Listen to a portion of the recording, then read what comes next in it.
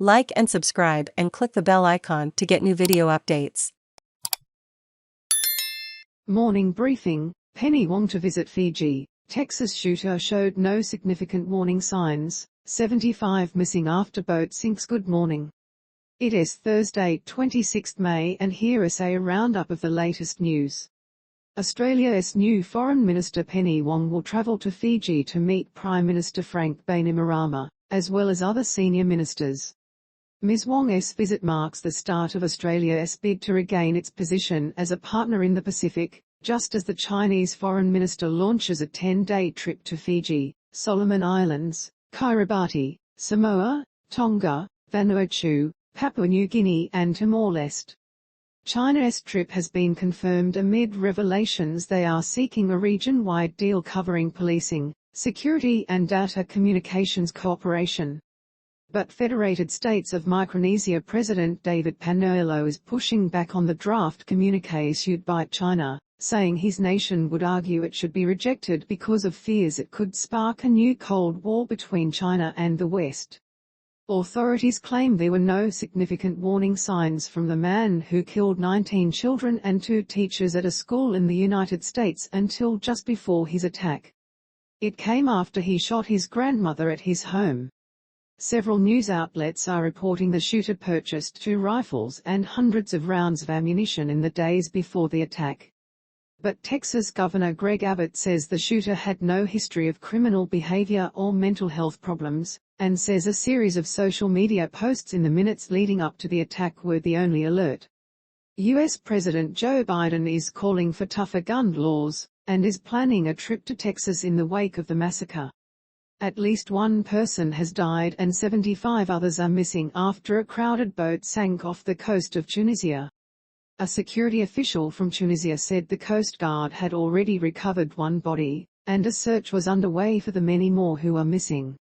The International Organization for Migration says 24 people were rescued from the boat, which departed from the beaches of Zawara in Libya and sank off the coast of Sfax.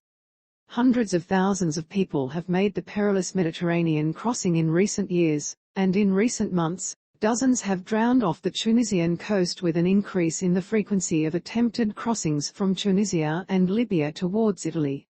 Russia experiencing heavy losses after failing to seize Kyiv or Ukraine's second city Kharkiv. Russia is trying to take the rest of the separatist-claimed Donbas 2 provinces, Donetsk and Luhansk, and trap Ukrainian forces in a pocket on the main eastern front. Russian forces have reportedly stepped up hostilities in the direction of Lyman, and directed artillery fire towards the settlement of Severodonetsk. But a spokesperson for the General Staff of the Armed Forces of Ukraine, Oleksandr Stepan, said Russian forces have had no success, and suffered losses during their attacks. Reparations urgently needed for stolen generation survivors in Western Australia. Members of the Indigenous community in Western Australia are urging the state government to set up a reparations scheme for survivors of the stolen generations. Western Australia and Queensland remain the only jurisdictions in Australia that are yet to implement a compensation scheme as recommended in the landmark Bringing Them Home report from 25 years ago, a report that found as many as 1 in 3 First Nations children were forcibly removed from their families under federal and state government policies between 1910 and 1970. The anniversary of that report and the national apology to the stolen generations is being marked today, the 26th of May. Jim Morrison, chairperson of the West Australian Stolen Generations Aboriginal Corporation, said a state compensation scheme for stolen generation survivors and their descendants is urgently needed.